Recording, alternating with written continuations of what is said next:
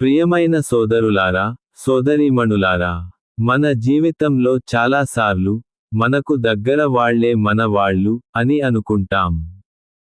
కానీ ఈ రోజు యేసు ప్రభువు మనకు ఒక గొప్ప సత్యం నేర్పిస్తున్నారు. పొరుగువాడు అంటే దగ్గరలో ఉన్నవాడు కాదు, దయ చూపినవాడు.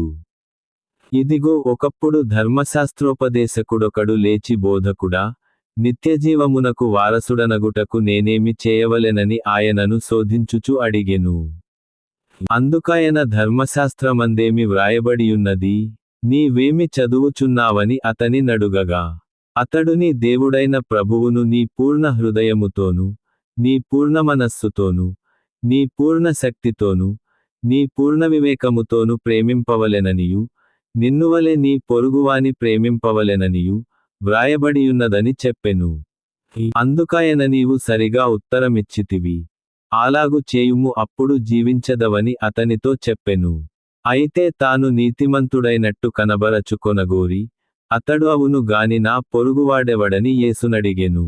అందుకు యేసు ఇట్లనెను, ఒక మనుష్యుడు యెరూషలేము నుండి యెరికో పట్టణమునకు దిగి వెళ్ళుచు దొంగల చేతిలో చిక్కెను.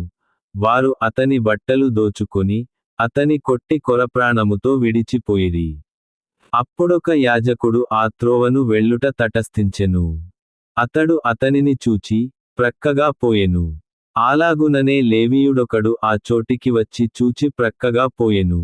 అయితే ఒక సమరయుడు ప్రయాణమై పోవుచు అతడు పడియున్న చోటికి వచ్చి, అతనిని చూచి అతని మీద జాలిపడి, దగ్గరకు పోయి, నూనెయు ద్రాక్షారసమును పోసి అతని గాయములను కట్టి, తన వాహనము మీద ఎక్కించి ఒక పూటకూళ్ళవాని ఇంటికి తీసుకొనిపోయి అతని పరామర్శించెను.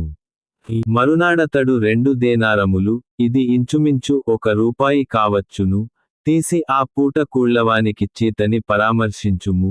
నీవింకే మైనను ఖర్చు చేసిన ఎడల నేను మరల వచ్చునప్పుడు అది నీకు తీర్చెదనని అతనితో చెప్పిపోయెను. కాగా దొంగల చేతిలో చిక్కినవానికి ఈ ముగ్గురిలో ఎవడు పొరుగువాడాయనని నీకు తోచుచున్నది అని యేసు అడుగగా అతడు, అతని మీద జాలి పడినవాడే అనెను. అందుకు యేసు నీవును వెళ్ళి అలాగు చేయుమని అతనితో చెప్పెను.